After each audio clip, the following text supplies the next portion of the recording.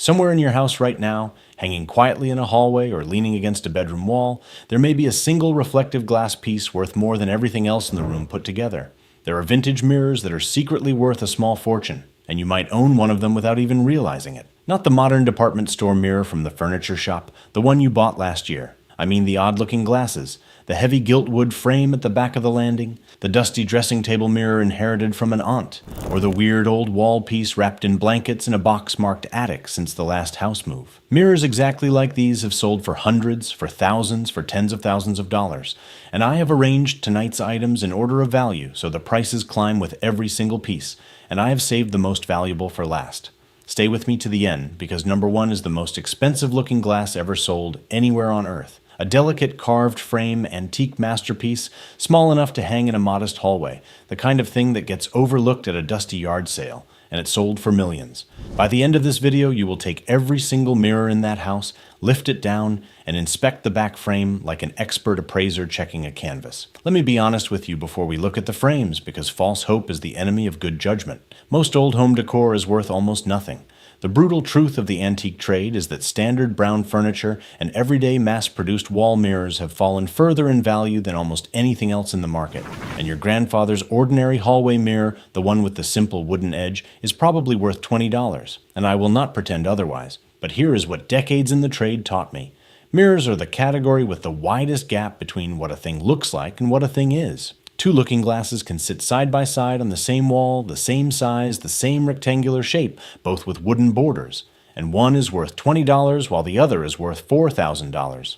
And the entire difference is a tiny signature etched into the glass or stamped into the rear wooden panel the size of your thumbnail. The mirror frame is where fortunes go to be dusted once a year and never once examined. The clearance trade reads it differently, I promise you. The vanman will quote a price for the entire room, contents unseen, and somebody in that transaction knows which backing has the stamp that matters. It is never the family. Knowledge is the only protection you have got. So whatever you do, don't sell it for pennies. Don't box it up for the charity shop. Don't let the clean-out crew sweep the walls into a crate.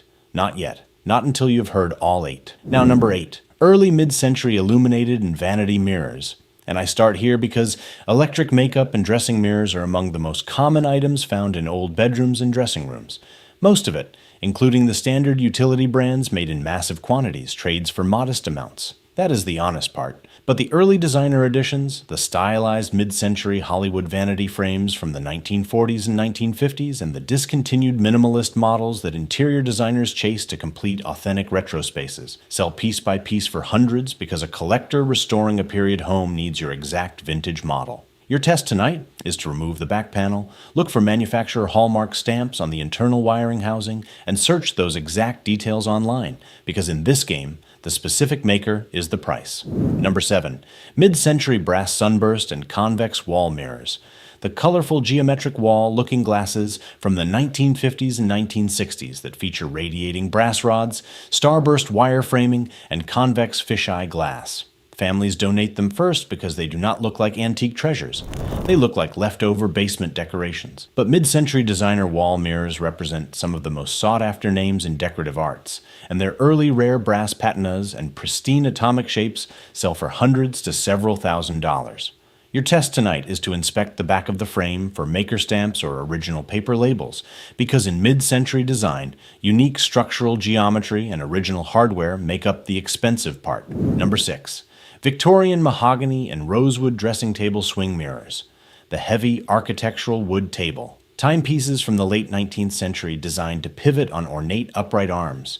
Families keep them as heavy curiosities or sell them as scrap timber, but collectors take them very seriously. Ordinary examples bring modest returns, but fine hand-carved mahogany scrollwork and multi-wood inlay marquetry make several $100s. And here's the beautiful part. The rarities are the adjustable pedestal models or signed cabinet maker pieces made in tiny numbers that command multiples of the ordinary pieces. Your test tonight is to examine the brass pivot screws and check the weight of the timber body, because true old-growth mahogany and rosewood require extreme craftsmanship to cut and polish. Number 5. Art Deco chrome and etched glass wall mirrors. The gleaming metallic trim, stepped geometric silhouettes, and sandblasted glass borders that defined luxury design between the world wars. These pieces were built to evoke the optimism of modern architecture, utilizing sleek industrial metals and bevel-cut glass. Ordinary reproduction Art Deco mirrors are common, but authentic period pieces with original hanging brackets and intact heavy glass bevels regularly command significant sums. Your test tonight is to check the weight of the metal backing frame and look for serial numbers hidden inside the rear casing.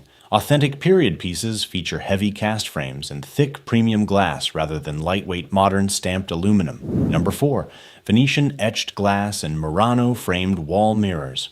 The ornate, multi-piece glass-framed looking glasses, decorated with applied glass flowers, scrollwork, and hand-etched borders from the turn of the 20th century. Once dismissed as fragile relics of an eccentric decorating habit, these pieces are now aggressively pursued by collectors of fine, decorative art glass. Iconic Murano frame mirrors designed by premier Italian glassmakers routinely trade for hundreds or even low thousands depending on the specific complexity and glass clarity. Your test tonight is to look for maker signatures etched delicately into the lower corner of the glass plate, because an authentic high-grade Venetian piece from this era carries a collector's premium that far outweighs its decorative origins. Number 3.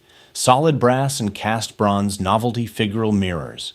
The heavy, intricately cast hand mirrors and vanity looking glasses featuring classical figures, floral garlands, and putti motifs from the Victorian era. Families often mistake them for cheap plated brass because the surface has darkened with age, obscuring the fine metalwork beneath. Genuine heavy cast bronze pieces from prestigious European foundries command serious collector attention. Your test tonight is to run a magnet across the body. If it does not stick, you are dealing with solid non-ferrous metal, like bronze rather than plated steel. Then, inspect the fine chiseling in the metal details, because hand-chase casting work distinguishes high-end decorator mirrors from mass-market copies. Number 2. 18th century English and French gilt-wood pier mirrors. The tall, elegant, carved wooden frames, covered in brilliant gold leaf, housing heavy old glass plates with characteristic distortion and silvering wear. Genuine antique pier mirrors reflect historical craftsmanship that modern assembly lines simply cannot replicate,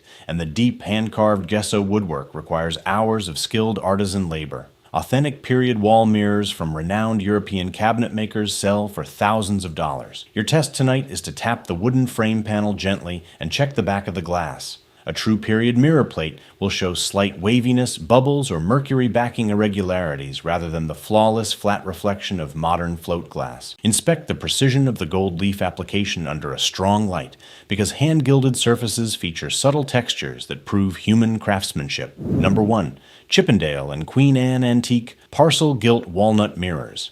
The absolute pinnacle of historical framing history. Created by legendary master cabinet makers, these wall-looking glasses revolutionized interior elegance with intricate fretwork scroll designs, carved phoenix birds, and rich walnut veneers.